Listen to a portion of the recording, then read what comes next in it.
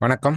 இன்னைக்கு forex மார்க்கெட்டோடைய weekly forecast பார்க்கலாம். இந்த வீடியோக்குள்ள போறதுக்கு முன்னாடி இந்த தளத்தை சப்ஸ்கிரைப் பண்ணாம இருந்தீங்கன்னா சப்ஸ்கிரைப் பண்ணீங்க. கூடவே பெல் ஐக்கானை கிளிக் பண்ணீங்க. கீழே டெலகிராம் டிஸ்கிரிப்ஷன்ல டெலகிராமுடைய லிங்க், எங்களுடைய காண்டாக்ட் நம்பர்ஸ் இருக்கும். டெக்னிக்கல் கோர்சஸ், வேற ஏதாவது அக்கௌண்ட் ஓப்பனிங், இதை பத்தி உங்களுக்கு டீட்டெயில்ஸ் வேணும்னா நீங்க கால் பண்ணலாம். ஸோ ஃபர்ஸ்ட் இந்த வீக்கான நியூஸஸ் பார்க்கும் பொழுது மார்க்கெட்ல இந்த வீக் அப்படிங்கிறது ரொம்ப ரொம்ப யூஎஸ்டிக்கு ரொம்ப ரொம்ப லெஸ்ஸான நியூஸஸ் அப்படின்னு சொல்லலாம். டேட்டா நியூஸா நம்ம பார்த்தோம் அப்படின்னோம்னா நமக்கு அன்எம்ப்ளாய்மெண்ட் கிளைம் மட்டும்தான் இருக்கு.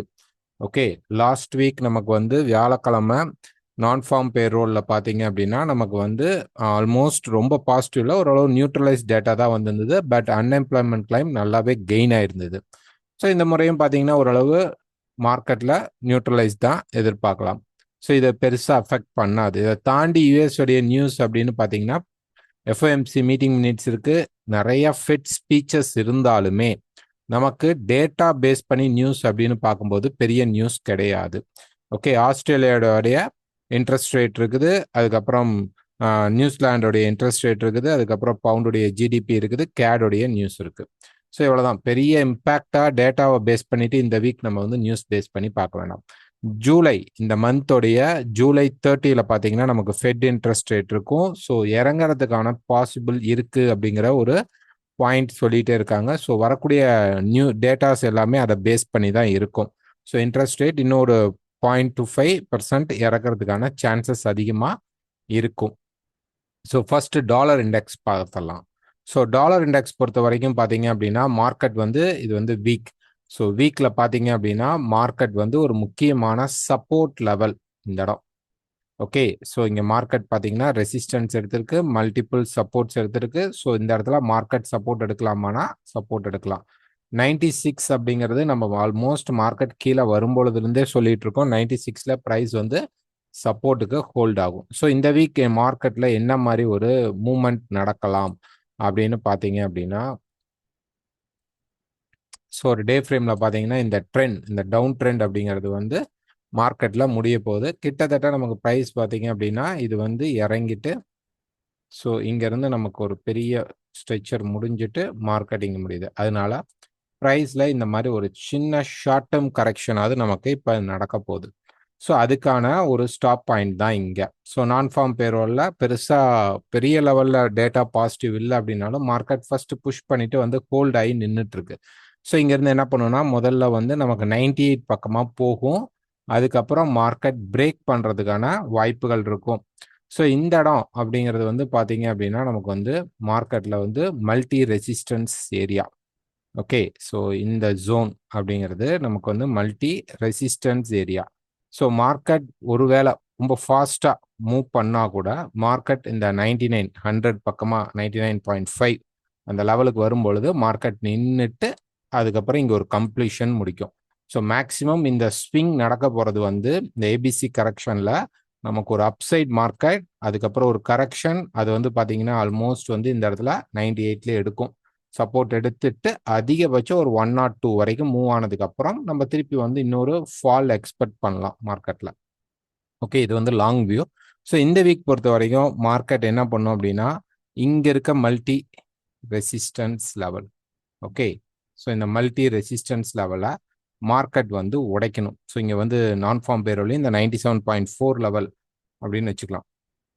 இந்த லெவலை ப்ரைஸ் பிரேக் பண்ணி ரீடெஸ்ட் பண்ணும்போது தான் இங்கே இது ட்ரெண்ட் லைன் உடைக்கிற அளவு பவர் எடுக்கும்.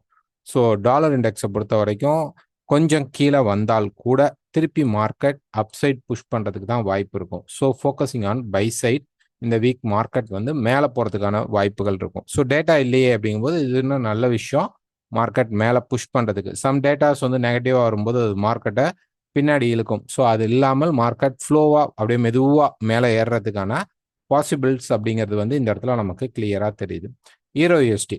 ஸோ ஈரோ யூஎஸ்டி பொறுத்த வரைக்கும் ஒரு டே ஃப்ரேம் எடுத்துக்கிட்டோம் அப்படின்னோம்னா மார்க்கெட் வந்து இந்த ட்ரெண்டை கம்ப்ளீட் பண்ணிட்டு நமக்கு ஒரு கரெக்ஷன் ஸ்ட்ரக்சர் இப்படி மார்க்கெட் கொடுக்கணும். அட்லீஸ்ட் இந்த சப்போர்ட் லெவலுக்கு வரணும். ஸ்ட்ரைட்டாவோ அல்லது இந்த மாதிரி 2 ஸ்விங்காலேயோ நமக்கு மார்க்கெட் வந்து நடக்கும்.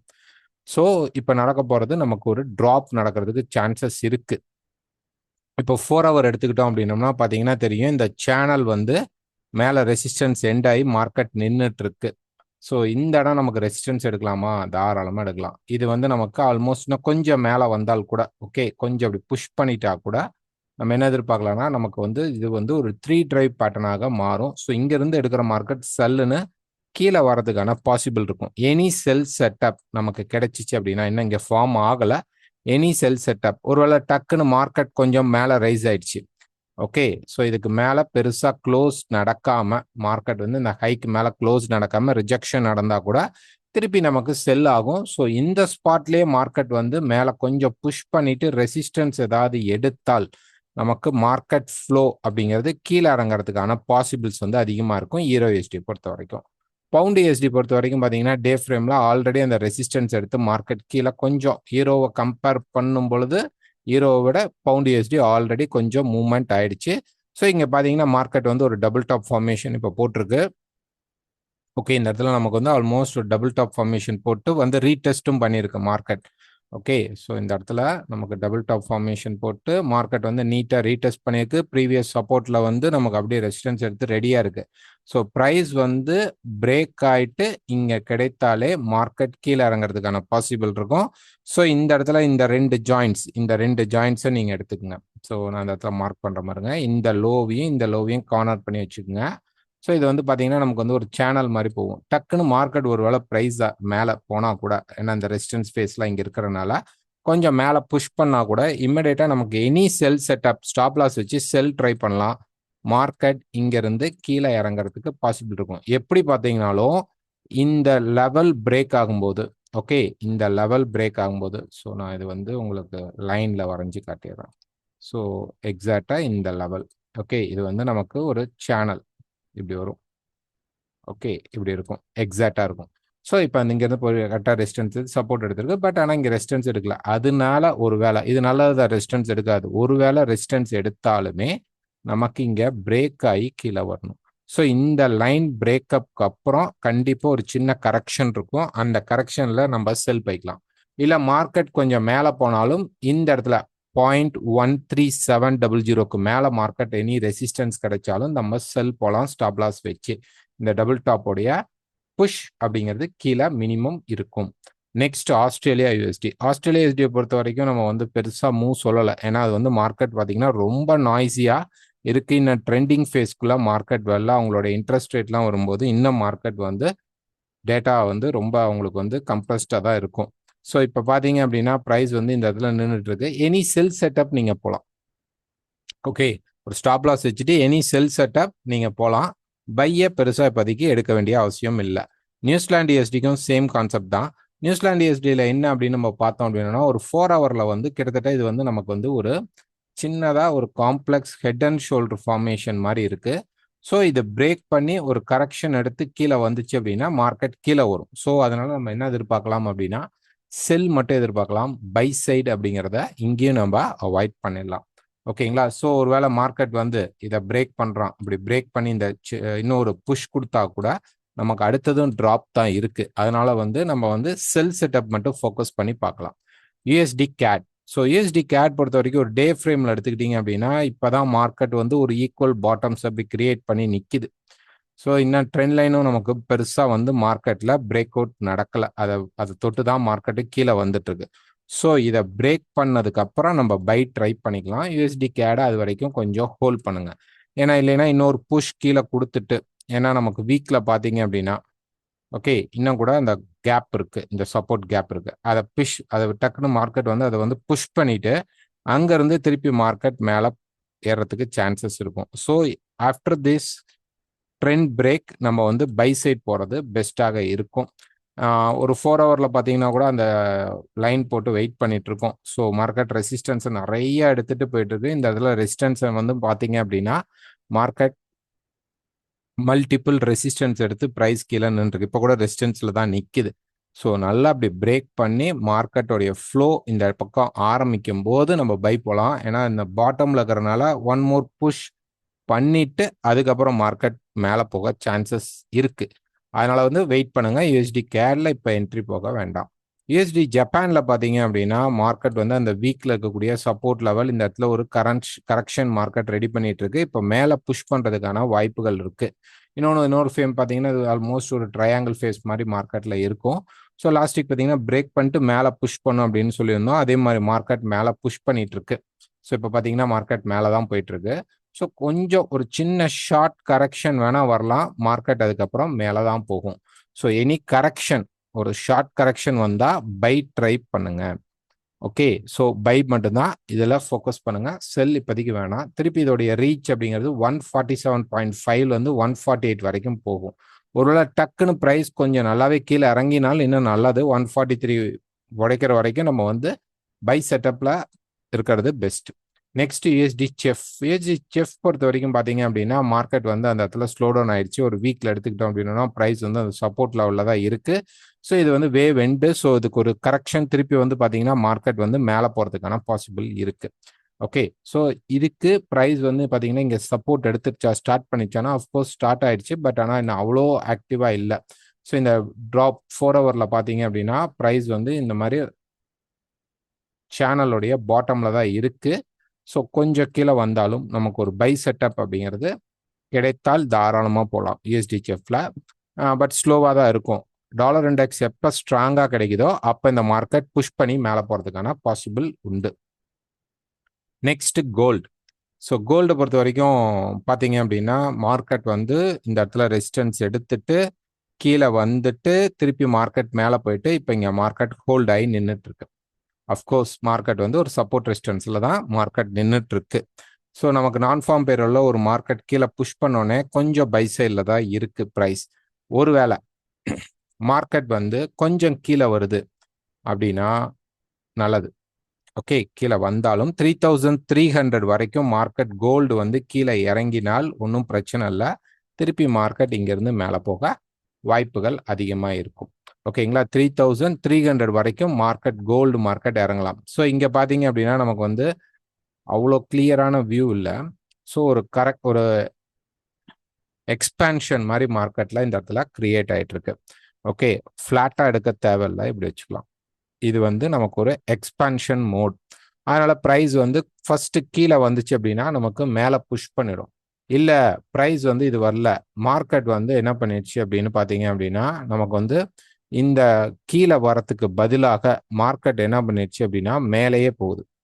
போய் இந்த இடத்துலயே திருப்பி மார்க்கெட் ரிஜெக்ட் ஆகும்போது ஸோ இந்த எக்ஸ்பான்ஷனுக்கு கொஞ்சம் அப்படி மேலே போயிட்டு ரிஜெக்ட் ஆகும். ஸோ இந்த ஹையை பிரேக் பண்ணுது அப்படின்னா நீங்கள் வந்து மார்க்கெட் வந்து மேலே போக போகுது அப்படின்னு சொல்லி கால்குலேட் பண்ணிடாதீங்க. ஸோ மார்க்கெட் இப்படி மேலே போனால் கூட இது ஃபுல்லாகவே நமக்கு ரெசிஸ்டன்ஸ் ஏரியா. ஸோ இந்த ரெசிஸ்டன்ஸ் ஏரியாவில் திருப்பி மார்க்கெட் வரும். இங்கே நமக்கு ஒரு எக்ஸ்பான்ஷன் கிரியேட் ஆயிருக்கு கோல்டில். அப்போ என்ன பண்ணணும் அப்படின்னு பார்த்தீங்க அப்படின்னா நமக்கு வந்து ப்ரைஸ் ஒரு முறை கீழே வந்துட்டா இங்கேருந்து நம்ம பை எடுக்கலாம். அப்போ இது பிரேக் அவுட் லெவலாக எடுத்துக்கலாம். ஸோ அது இல்லாமல் ப்ரைஸ் பார்த்தீங்க அப்படின்னா நமக்கு வந்து ஒரு QM லெவல் இங்கே ஃபார்ம் ஆகி மார்க்கெட்டில் நிற்கும். ஸோ ப்ரைஸ் வந்து இங்கே வந்துட்டு அழகாக சப்போர்ட் எடுத்து கீழேயும் சப்போர்ட் எடுத்து இப்போ இதை பிரேக் பண்ணி நிற்கிது price. So around this area 3300 இங்கேயுமே ஆல்ரெடி வந்துருச்சு. இருந்தாலும் 3300 வரைக்கும் இன்னும் ஒன் மோர் டச் கொடுத்துட்டு மார்க்கெட் புஷ் பண்ணுச்சு அப்படின்னா நமக்கு நல்லா மார்க்கெட் மேலே போகிறதுக்கான பாசிபிள் அதிகமாக இருக்கும். கோல்டில் நமக்கு அது ஒரு இன்வர்ஸ் ஹெட் அண்ட் ஷோல்டராகவும் அமைய சான்சஸ் உண்டு. ஓகே, ஸோ இங்கேருந்து நம்ம பை செட்டப் தான் எதிர்பார்க்கணும், செல் செட்டப்குள்ளே போகக்கூடாது. இதே நம்ம வந்து ஒரு டேல போகலாம். ஓகே, ஸோ டேவை பொறுத்த வரைக்கும் ஆல்ரெடி இங்கே மார்க்கெட் சப்போர்ட் எடுத்துருச்சு. ஸோ இந்த ஒரு சின்ன ஃபால் மார்க்கெட்டில் வந்து இந்த இடத்துல வந்துட்டு இந்த சப்போர்ட் எடுத்துட்டு போனது இப்போ ஒரு கரெக்ஷன் கொடுத்து நிற்குது. ஓகே, ஸோ இங்கேருந்து நமக்கு ப்ரைஸ் பார்த்தீங்க அப்படின்னா மேக்சிமம் மேலே இருக்கிற ரெசிஸ்டன்ஸ் வரைக்கும் போகலாம். ஓகே, ஒருவேளை நமக்கு ப்ரைஸ் வந்து இந்த ஈக்குவலான பாட்டமை பிரேக் பண்ணிடுச்சு அப்படின்னு வச்சுக்குவோம். ஓகே, இந்த பாயிண்ட் இது உடைத்தால் நமக்கு வந்து ப்ரைஸ் வந்து கிட்டத்தட்ட 240 மார்க்கெட் உடைக்குது. 3250 தான் ஆக்சுவலாக இந்த இடத்துல இருக்கிறது. 250 இந்த இடத்துல லைட்டாக ஸ்வீப் பண்ணிட்டு போயிருப்பான் மார்க்கெட். ஸோ ஒருவேளை 240 மார்க்கெட் உடைச்சிட்டான் அப்படின்னா நமக்கு இந்த எக்ஸ்பான்ஷன் மோடு வந்து ஆக்டிவேட் ஆகிடும் கோல்டில். ஓகே, ஸோ இந்த எக்ஸ்பான்ஷன் மோடு ஆக்டிவேட் ஆச்சு அப்படின்னா நமக்கு கீழே 3050 தான் நமக்கு நெக்ஸ்ட் டார்கெட்டாகவே இருக்கும், சப்போர்ட் லெவலாக இருக்கும். பட் ஸ்டில் மார்க்கெட் எங்கே இருக்குது அப்படின்னா பை சைடில் இருக்குது. ஸோ இதை வந்து ஒரு இன்வர்ஸ் ஹெட் அண்ட் ஷோல்டராக எடுத்துக்கலாமா, ஹெட் அண்ட் ஷோல்டர் எடுத்துக்கலாமா அப்படின்னு சொல்லிட்டு எனக்கு ஒரு சார்ட் அனுப்பிச்சிருந்தாங்க. ஆக்சுவலாக எடுக்க முடியாது. ஏன்னா இதுக்குள்ள மல்டிபிள் ஸ்விங்ஸ் கிரியேட் ஆயிடுச்சு. ஓகே, ஸோ அதனால இதை வந்து எடுத்துக்க முடியாது. ஓகே, வந்திருந்தால் மார்க்கெட் இதுக்குள்ள வந்துட்டு இதுக்குள்ள எத்தனை ஸ்விங்ஸ் வேணாலும் கிடைக்கலாம், மேலே போயிட்டு கீழே வரலாம். பட் நமக்கு இந்த இடத்துல என்ன ஆயிடுக்குன்னா மார்க்கெட் வந்து இப்படி ஒரு ட்ரெண்டிங் ஸ்ட்ரக்சரை கிரியேட்டே பண்ணிடுச்சு. அதனால நம்ம இதை வந்து ஹெட் அண்ட் ஷோல்டராக எடுத்துக்க முடியாது. ஓகே, ஸோ இதை வந்து ஹெட் அண்ட் ஷோல்டராக எடுத்துக்க முடியாது. நான் வீடியோவில் சொல்கிறேன்னு சொல்லியிருந்தேன், அதனால நான் இன்ஃபார்ம் பண்ணுறேன். ஸோ இங்கேருந்து நமக்கு இந்த லோ பிரேக் ஆகாமல் இந்த மார்க்கெட்டில் நம்ம செல் சைடு போக வேண்டாம். அது வரைக்கும் பை சைட் போடலாம். இந்த ஹையை பிரேக் பண்ணிட்டா இன்னும் ஸ்ட்ராங் மார்க்கெட் மேலே போகும். அப்போ கீழே வந்தாலும் மேலே தான் போகும். ஓகே, ஸோ இந்த ஹை நமக்கு வந்து எப்படி பிரேக் பண்ண போகிறான் அப்படிங்கிறது மண்டே மார்க்கெட்டில் நமக்கு தெரியும். பெரிய டேட்டா நியூஸ் கிடையாது. அதனால மார்க்கெட் வந்து இந்த முக்கியமான ஏதாவது ஒரு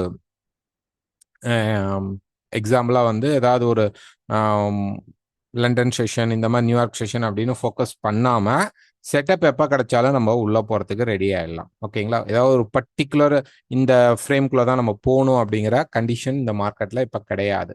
ஓகேங்களா, ஸோ இந்த இடத்துல ஒரு எக்ஸ்பான்ஷன் மோட் இருக்கு. இந்த ஹையை முதல்ல பிரேக் பண்ணாமல் கீழே வரணும். ஒருவேளை மார்க்கெட் ஹோல்ட் பண்ணால் கூட டக்குன்னு கீழே வந்துட்டு போகும். அப்போ 3300 லெவலை நம்ம என்ன ஃபோக்கஸ் பண்ணோம் அப்படின்னா 3300 தான் நம்ம பை அப்படிங்கிறத ஃபோக்கஸ் பண்ணணும்.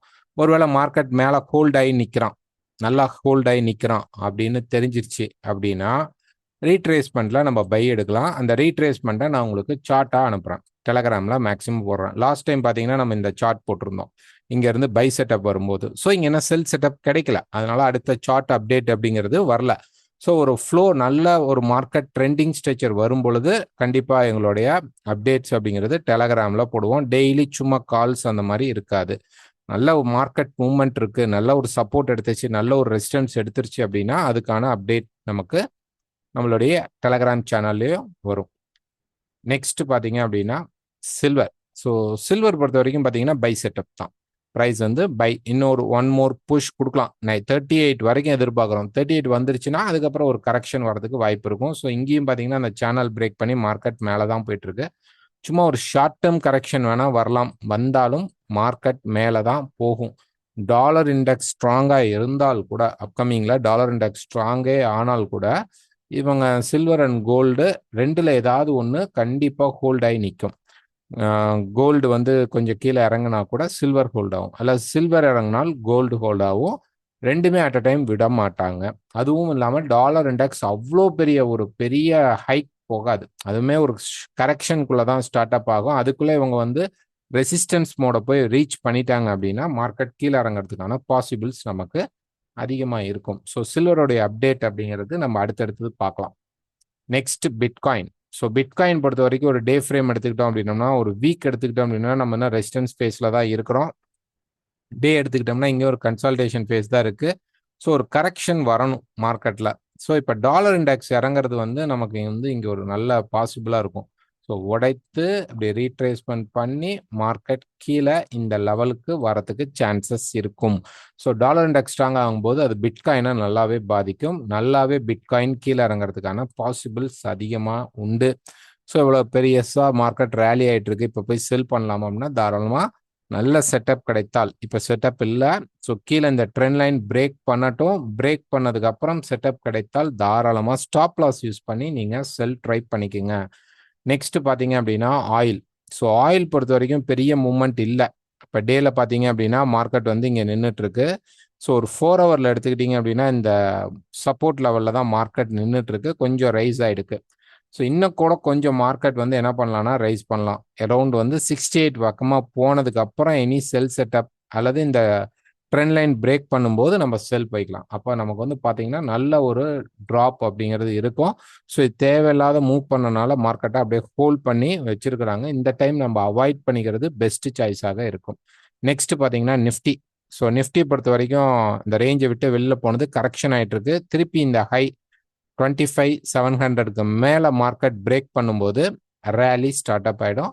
மேலே போகிறதுக்கான பாசிபிள்ஸ் இருக்கும். நிஃப்டியோடைய அடுத்த மூவ் அப்படிங்கிறது வந்து நம்ம வந்து வெயிட் பண்ணணும். அது பிரேக் அவுட் நடக்கும்போது தான் நம்ம எடுத்துக்க முடியும். இல்லை கரெக்ஷன் மார்க்கெட் 25,000க்கு உள்ள திருப்பி வரான் அப்படின்னா திருப்பி ப்ரைஸ் கீழே நமக்கு இறங்கறதுக்கான பாசிபிள் இருக்கும். ஸோ இது வந்து ஒரு ரேஞ்சை விட்டு வெளியில பிரேக் அவுட் ஆயிடுக்கு ரீடெஸ்டிங் பாயிண்ட்ல இருக்கு. வெயிட் பண்ணுவோம். திருப்பி அந்த ரீடெஸ்டிங் பிரேக் ஆகும்போது நமக்கு ட்ரெண்டிங் ஸ்ட்ரக்சர் கிரியேட் ஆகிறதுக்கு வாய்ப்பு இருக்கும். கேப் அப் கேப் டவுன்ல வரக்கூடாது. மார்க்கெட் ஹவர்ஸ்ல பிரேக் ஆகும்போது அதுக்கு பவர் அதிகமாக இருக்கும். ஸோ இந்த வீடியோ பிடிச்சிருந்தா மறக்காம லைக் பண்ணுங்க, ஷேர் பண்ணுங்க, கமெண்ட் பண்ணுங்க. புதன்கிழமை நடக்கக்கூடிய லைவ் மீட்டுக்கு நீங்க அட்டன் பண்ணலாம். பிளஸ் அக்கௌண்ட் ஓப்பனிங் வேற கிளாஸஸ் டீடைல்ஸ் வேணும்னா எங்களுக்கு கால் பண்ணுங்க. தேங்க்யூ.